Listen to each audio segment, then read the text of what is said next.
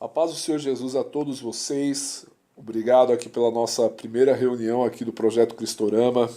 Que o Senhor ele seja louvado, ele seja glorificado sempre, porque isso é o mais importante para nós, entender que a cruz do Senhor Jesus nos atraiu.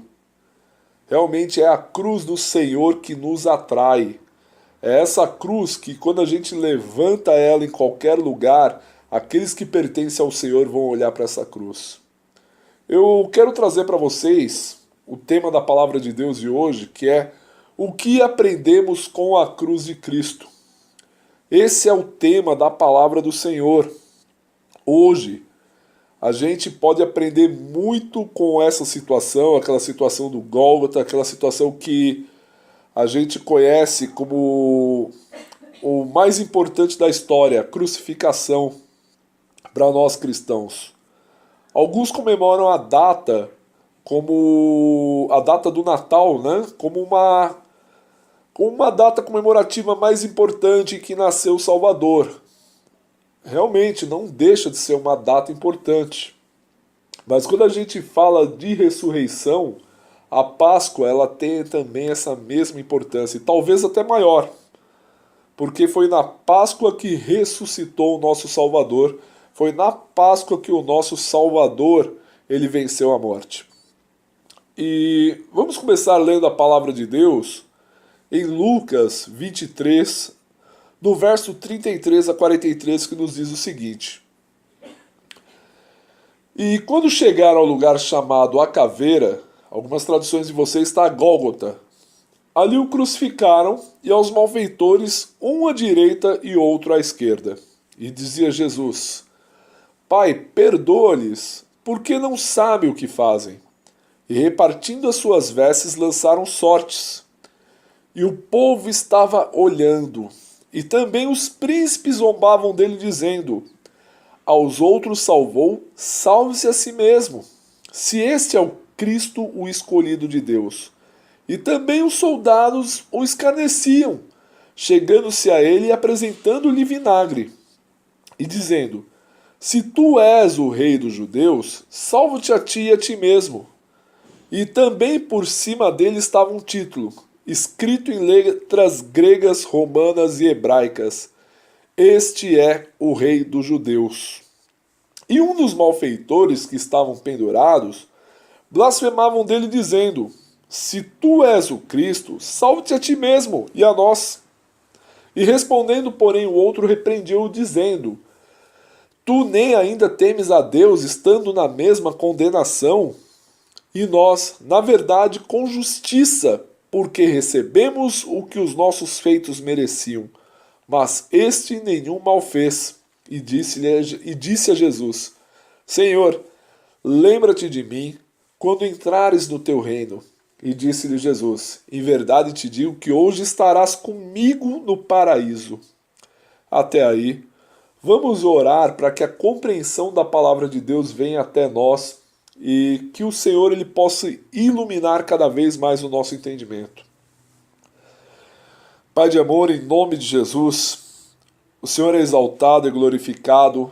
Eu te peço que o Senhor venha nos trazer uma revelação maravilhosa desta palavra, porque a tua palavra ela é viva e eficaz.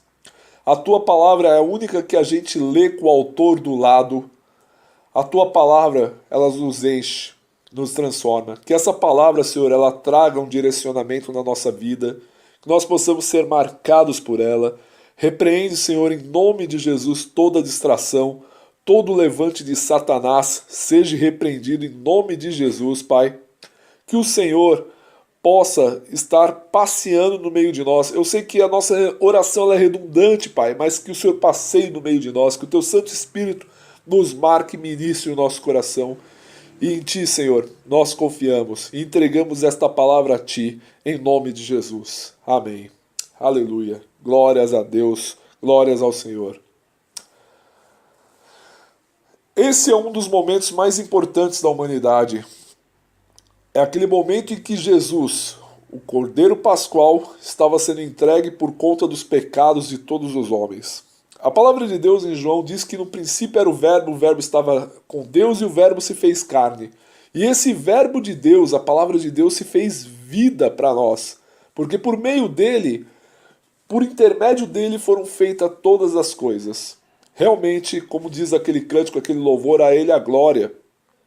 E a gente entende que nesse período aqui da crucificação, Jesus ele entrou em Jerusalém, se eu não me engano, na quinta-feira foi aclamado como rei, depois na sexta-feira ele foi preso, e na sexta-feira foi pedido a crucificação dele por aquele povo que aclamava ele como rei. Ele passou por Pilatos e Herodes, e a história que nós todos cristãos conhecemos, e até mesmo aqueles que não são cristãos, mas fazem parte de um país cristão, conhecem a crucificação de Jesus. Nesse período em que Jesus ele foi crucificado, ele carregou a cruz, que era uma coisa muito dos condenados carregar, a gente viu ali muitos momentos preciosos nessa caminhada. Se você entrar numa igreja católica, você vai ver lá, toda igreja católica de praxe, ela tem a Via Sacra, que é chamado de Via Sacra. Cada quadro mostrando a caminhada de Jesus. É uma obra de arte, eu gosto muito de arte sacra. E cada local tem uma arte mais bonita que a outra. E eu particularmente amo esse trabalho. E a gente conhece essa história da crucificação de Cristo. Como eu estava dizendo, houveram muitos momentos ali preciosos. E a gente não pode deixar de notar que haviam 3 cruzes ali. 3 pessoas crucificadas. Havia o Cristo, havia aquilo que o pessoal chama de bom ladrão e mau ladrão. Ora, ladrão nenhum é bom. Então a gente pode se dizer de uma pessoa que se arrependeu e deixou de ser ladrão, e o outro continuou. E a gente percebe essas 3 pessoas. Jesus, um pecador arrependido, e alguém que não reconheceu nem o Cristo do lado dele. A gente vê esse tipo de 3 pessoas. E ali, essas 3 pessoas crucificadas, a gente aprende o que a cruz de Jesus, a cruz de Cristo nos ensina. E a primeira coisa que a gente pode aprender com essa cruz de Cristo é que a gente pode não aprender nada. Verdade, aprendemos nada com isso. Lá no verso 29 de Lucas 23 diz: E um dos malfeitores que estavam pendurados blasfemava dele, dizendo: Se tu és o Cristo, salva-te a ti mesmo e a nós. Aquele malfeitor, por essas palavras, ele sabia quem estava ali do lado dele. Ele falou: ora, se tu és o Cristo, ele sabia quem estava sendo crucificado. Salva-te a ti mesmo e salva-te a nós. Provavelmente o que acontece? Ele poderia ser alguém ali da região que conhecera a fama de Jesus. Porque ele sabia da história do Cristo. A palavra Cristo é uma palavra grega para a palavra Meshiach, que é Messias. E a gente entende que aquele malfeitor estava falando: se você é o Messias, o Filho de Deus, se salve e salva a gente. Quantas vezes a gente não é provado na fé? Se você é filho de Deus, então você faz isso ou faz aquilo.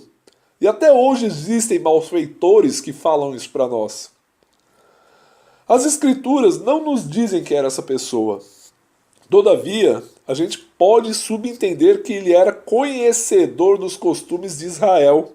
Uma pessoa que cresceu nos caminhos da Torá. Logicamente, no período da Pax Romana, a gente não tinha mais um judaísmo, mas tínhamos judaísmos. Tínhamos partidos dos saduceus, que eram aqueles que eram a aristocracia, tínhamos os partidos dos fariseus, que faziam a parte do povo, tínhamos os escribas, os mestres da lei. Então a gente, no período de Jesus, não tinha mais um judaísmo, tínhamos diversos judaísmos ali. E provavelmente aquela pessoa ela cresceu em Israel. Ela sabia que haveria um Messias. Talvez não um Messias político que restauraria a glória do templo, mas um Messias que iria fazer alguma diferença. iria fazer alguma mudança. E hoje as pessoas elas procuram por Messias, alguém que vá fazer alguma mudança pela nação, pelo país que seja. Só que aquela pessoa, ela era de Israel, e subentende-se que ela poderia ser de Israel. Tem uma palavra muito interessante, um verso lá em Romanos 9:6, que nos diz o seguinte: não que a palavra de Deus haja faltado, porque nem todos os que são de Israel são israelitas. O interessante é que existem pessoas que não faltam a palavra de Deus. Não faltam ensinamentos. Olha esse versículo. Não que a palavra de Deus haja faltado. Realmente não falta. Esse texto ele nos ensina que todos os que ouvem a palavra de Deus se comportarão como filhos de Deus. Mas daí nesse texto, eu retiro o que eu disse. Aliás, esse texto nos ensina que nem todos os que ouvem a palavra de Deus se comportam como filhos de Deus. Olha aí, não que a palavra de Deus haja faltado, porque nem todos os que são de Israel são israelitas. Nem todos os que são de Israel são israelitas. Romanos 9:6. A gente vê nas Escrituras uma multidão seguindo Jesus, mas pelos costumes de alguns, vemos uma multidão seguindo uma multidão. As pessoas seguem o Cristo em busca de cura, em busca de mudança, e o encontro com Jesus fazia com que essas pessoas mudassem de direção. Outras apenas iam atrás de bênção. A gente vê gente que entra numa situação ruim e desesperadora, já questiona a divindade do Cristo. Sabe o que eu vou te falar? Dificuldade também é promessa de Deus. Lá em Mateus 5, 10, 11 fala que bem-aventurados os que sofrem perseguição por causa da justiça, porque deles é o reino dos céus. Bem-aventurados sois vós quando vos injuriarem, perseguirem e mentindo, disserem todo mal contra vós por minha causa. Então a gente aprende que seguir a Jesus é como ele mesmo diz: cada um tome a sua cruz e vem e me segue. Tomar uma cruz é tomar um caminho sem volta. E eu não quero enganar ninguém. Tomar a cruz é tomar um caminho sem volta. E a gente vê realmente esse tipo de pessoa que vive questionando Deus. Eu entendo que todo ser humano ele tem um momento de dúvida na fé. Todo ser humano tem, eu tenho, você tem, você que me ouve pela internet tem. Todo ser humano mentalmente sadio tem um momento que ele se questiona a fé dele, se o caminho dele que ele está fazendo é um caminho correto. Isso é uma questão humana. Me dá medo aqueles que são super-homens. O super-crente é que me assusta um pouco. Mas aquele que expõe a sua fragilidade diante de Deus é diferente. Então a gente vê esse tipo de gente que é mais religiosa. Ouve a palavra de Deus, segue a palavra de Deus, mas ele está mais preocupado com os usos e costumes, ele está mais preocupado com os ritos e não o que realmente importa, que é o alvo do amor de Deus, que é o ser humano. Nós somos, e me desculpem a alguns, porque a palavra de Deus ela aponta tanto para a predestinação como também aponta para a nossa responsabilidade. Nós somos alvos do amor de Deus.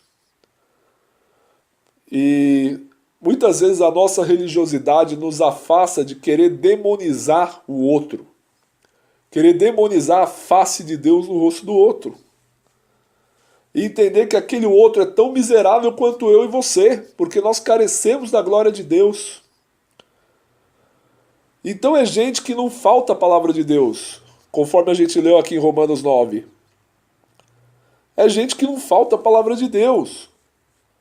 Mas é aquilo, nem todos os que são de Israel são israelitas. Nem todos que frequentam a comunidade aqui são cristãos. Nem todos que se dizem cristãos, às vezes até por um viés cristão religioso, não é um cristão em essência. É por conta do pecado? Talvez, todos somos pecadores. Mas aonde está o teu coração, está o teu tesouro. Então, às vezes, nem todos que são de Israel são israelitas, gente.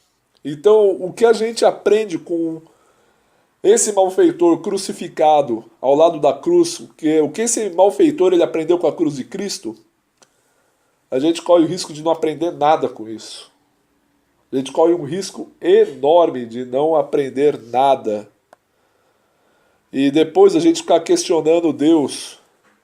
Lembrando que às vezes a promessa de Deus também implica em coisas que não são boas. O segundo ponto que eu quero trabalhar com vocês é que nós aprendemos com o exemplo. Então, se a gente não aprendeu nada, a gente também aprende com exemplo. Lá em Lucas 23, 40 a 41 nos diz: respondendo, porém, o outro repreendeu-o, dizendo: tu nem ainda temes a Deus, estando na mesma condenação, e nós, na verdade, com justiça, porque recebemos o que os nossos feitos mereciam, mas este nenhum mal fez. Aprendemos com Jesus diante de nós a reconhecer a nossa miséria. Quando Jesus ele disse para a gente tomar a nossa cruz, repetindo aqui, o significado disso é que estamos tomando um caminho sem volta.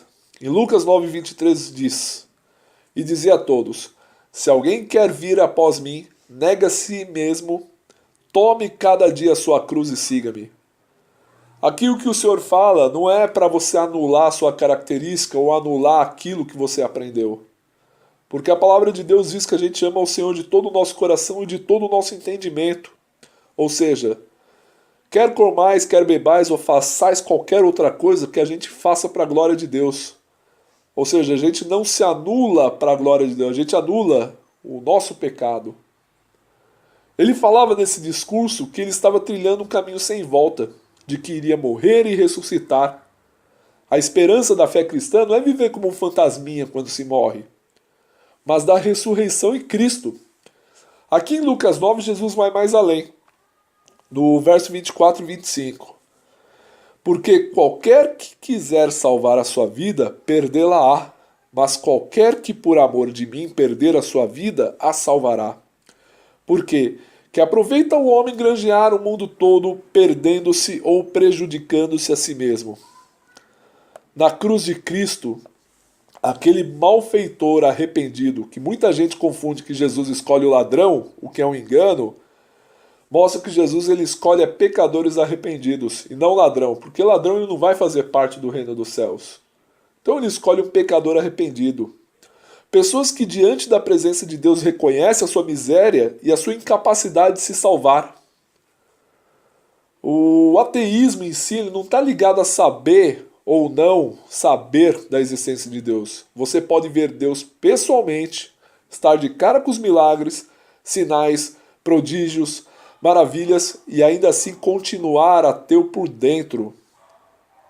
Sabe, muitos confundem a crença como algo externo, e realmente a crença ela se materializa como algo externo, mas a fé ela é algo interna, e é algo que somente Deus pode dar. Aquele malfeitor que se arrependeu, ele reconheceu que ele merecia essa justiça por conta dos pecados. Ele merecia mesmo. Ele sabia que ele era incapaz de se salvar. E assim é a nossa vida, nós sabemos que nós somos incapazes. Jesus ele mesmo diz que sem mim nada podeis fazer. A palavra de Deus diz que as misericórdias do Senhor são a causa de nós não sermos consumidos. Então nós somos incapazes de nos salvar. E aquele malfeitor arrependido das escrituras aqui, daquilo que nós lemos em Lucas, nos ensina que a gente tem que reconhecer que nós merecemos essa justiça por conta dos nossos pecados. Vamos ler lá de novo? Ele mesmo disse aqui, olha,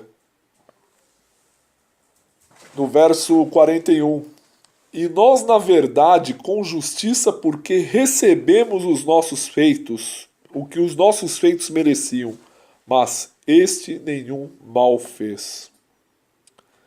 Ele reconheceu a miséria dele diante de Deus.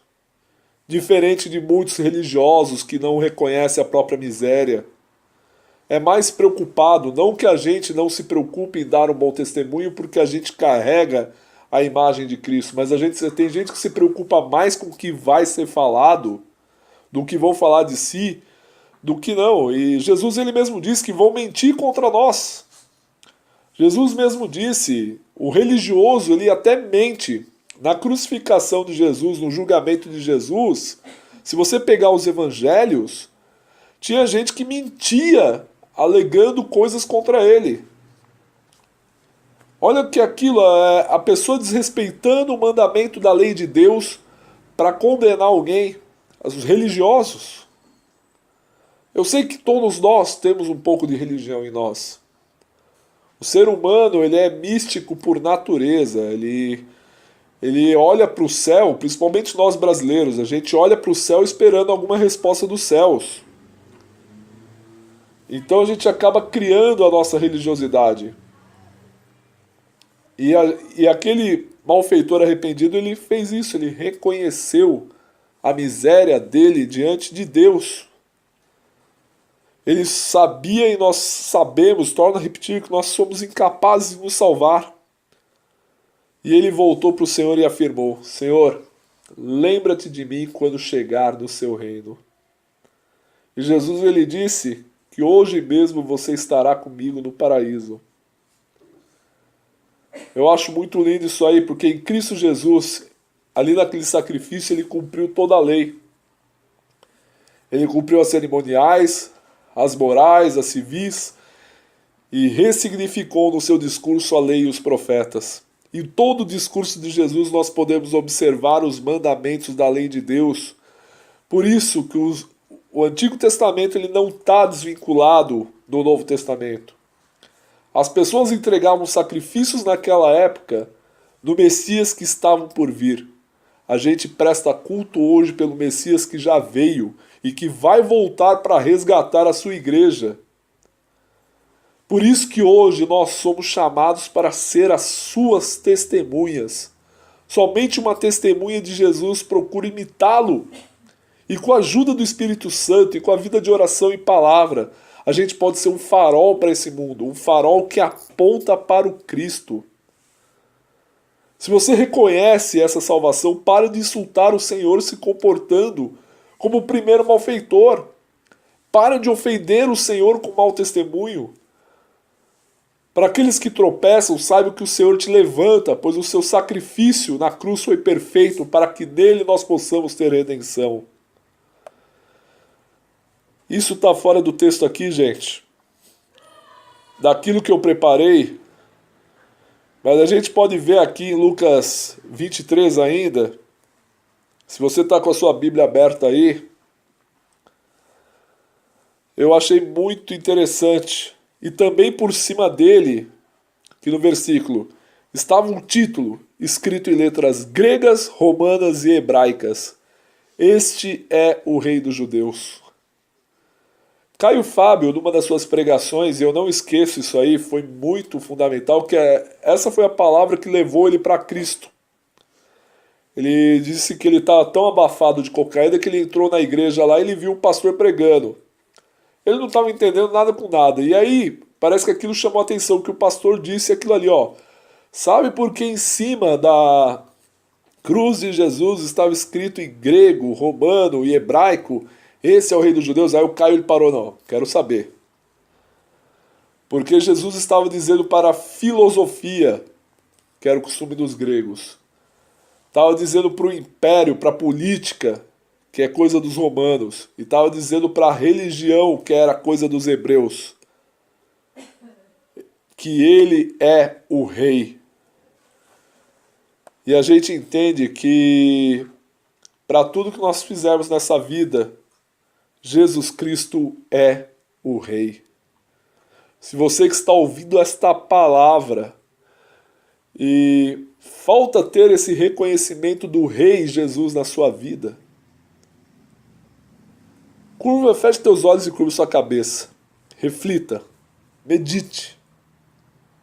porque esse Rei dos Reis e Senhor dos Senhores está com você. Ele está aí querendo te encher, ele está querendo mostrar o quanto é importante seguir a vida dele com tudo isso que eu lhe expus. Porque às vezes os homens eles procuram se focar nas coisas desse mundo. A gente vai mais além e a gente não entra no estoicismo. Para quem sabe o que é o estoicismo, é achar de que tudo que é matéria é ruim. Não, um bom alimento, um bom momento de prazer, de diversão, é uma fagulha do reino de Deus que virá para nós. Então a gente sabe que isso é bom porque Deus colocou isso é bom. Deus nos criou e fez isso bom. Pode ver lá no Gênesis que na criação, tudo que Deus fazia falava, e viu Deus que isso é bom. Se você não reconhece que realmente Jesus é o seu Senhor e Salvador, é um momento de você reconhecer isso. Por isso, aí do seu lugar, faça essa oração. Senhor Jesus, eu reconheço que o Senhor é Deus, que o Senhor é aquele que morreu na cruz por mim e que é um exemplo a ser seguido.